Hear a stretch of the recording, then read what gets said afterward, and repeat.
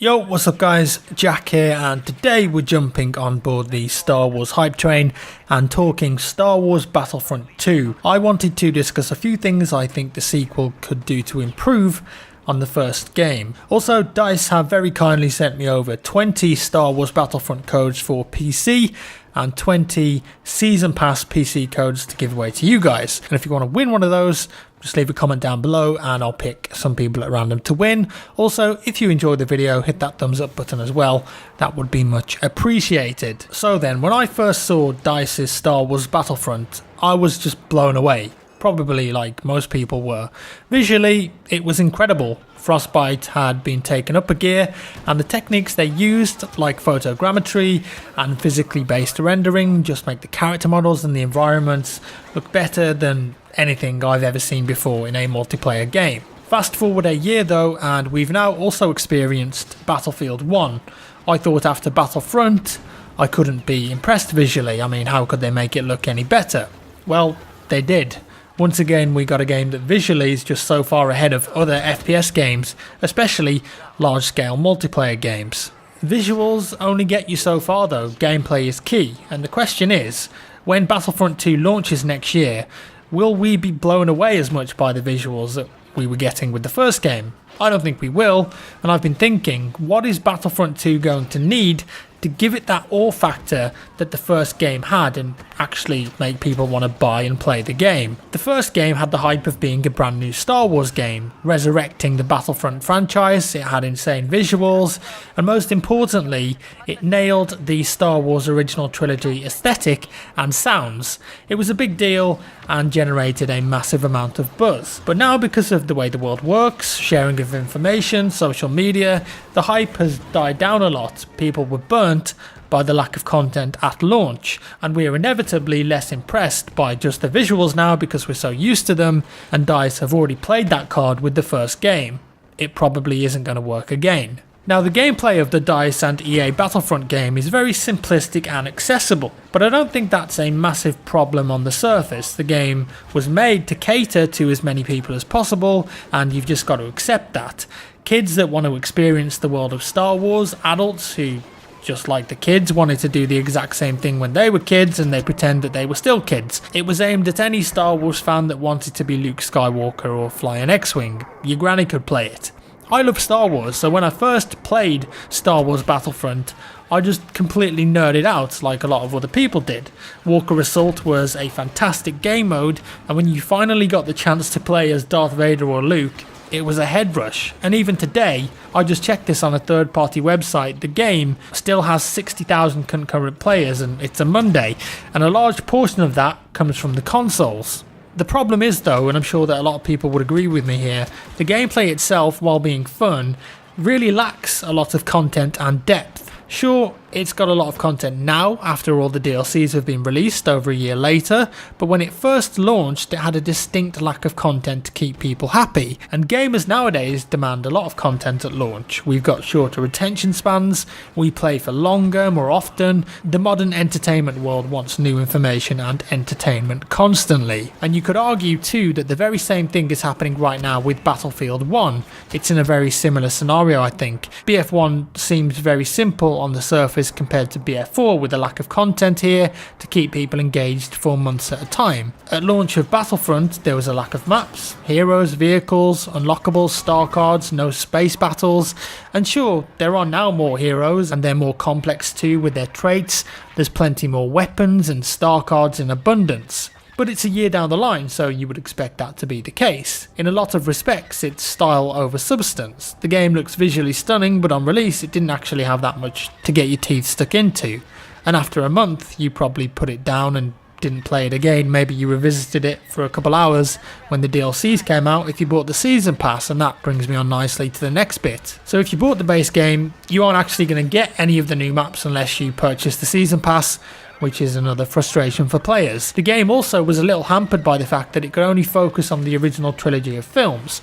The latest DLC has now included Rogue One, but all the other films were not available for the sake of keeping the Star Wars canon intact. The focus of the first DICE Star Wars Battlefront game was the original trilogy, and it was always going to stay that way. The second game, however, is apparently in full development swing now at DICE Stockholm, and it's rumoured to have content from the new films, and I think that's going to help it massively. Due for release in holiday season next year, just before the release of the next Star Wars film, having content from the new films will no doubt help it sell. And this is a quote from EA CFO Blake Jorgensen, who said that Battlefront 2 will have bigger and better worlds. He also added that it will make use of content from the new movies, although he didn't specify which ones. So what else can the game do to attract more players? Well, Battlefront 2 I think needs a more in-depth unlock system.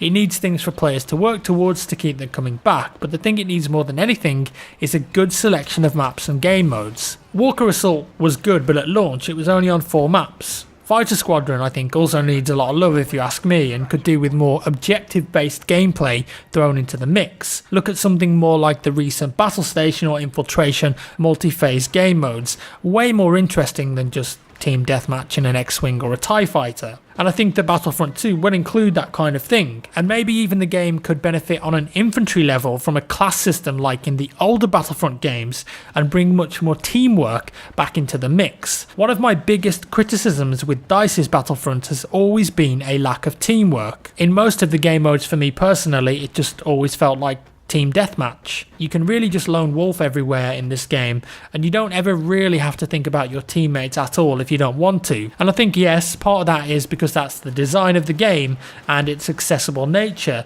but for a personal preference I'd prefer it if more team play elements were brought into the mix. Maybe that's just the Battlefield player in me. Also, multiple Jedi and Sith battles too would be pretty sick if you ask me. Now, as well as the multiplayer, there was something else missing that could have been pretty special if done right: a single player campaign. It's not for everyone, of course. Plenty of people just love the multiplayer aspects, but so many people want a single player Star Wars offline game mode, and we could end up having multiple. I think it just adds massive value to the product overall. So we already know that Visceral Games are making their own Star Wars based single player game. Rumours are that's kind of like an open world Mass Effect style game. And Respawn also are now working on their own third-person action game as well, set in the Star Wars universe. And of course there's rumours and leaks everywhere that Battlefront 2 will also have its own single player. John Boyega, who played the role of Finn in last year's Star Wars movie The Force Awakens, engaged in a Twitter conversation with the EA Star Wars Twitter earlier this year in regards to a single player element to the game, and even asked if he could visit their UK base, and EA themselves have said previously that they've heard the feedback about the game's lack of depth and single player campaign. He also quoted a tweet from Game Rant and added some smirky winky faces, where they posted that supposedly Battlefront 2 will have a single player campaign, #confirmed, although a couple of DICE devs came out after this and said actually we haven't confirmed anything, but this could mean that Boyega himself is teasing and will in fact feature in a single player campaign for Battlefront 2 if it revolves around the universe of episodes 7, 8 and 9. As well as this, EA's Justin McCulley has spoken about the focus of the original game and how that may shift for the sequel. He said, "We heard the fans loud and clear that the multiplayer was great, but it wasn't enough and they wanted that complete package. So the team has been very focused on delivering that single player element." Now, single player element doesn't necessarily mean a fully fledged single player campaign, but it does hint at a bit more than what we were getting with the first game, which was just a few tutorials. And it would definitely give the game an additional selling point perhaps that the first game had with its visual aspects. Sure, they're going to improve the visuals, they always do. I imagine that Star Wars Battlefront 2 will look incredible, but it probably won't have the visual jump that we had with the original. If the game provided a solid single player experience while building on the first game's gameplay with added content, it could be another hit. A good selection of maps and interesting game modes is the main requirement for me. I think too many games these days just don't have enough content at launch to keep people entertained, and I personally would prefer to wait longer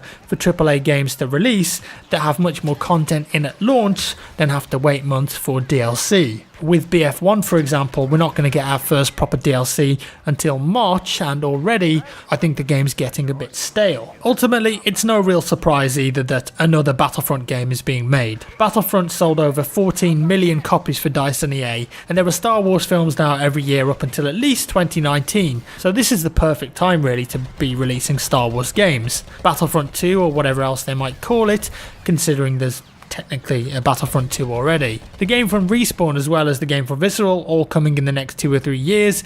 Can the next Star Wars Battlefront game from DICE and EA sell as many copies and attract as many players? Have the core gamers already been burnt from the launch of the original game? I'm not so sure, but having a single player component as well as content from the new games will certainly do it no harm. So there we have it guys, do let me know your thoughts down in the comments below.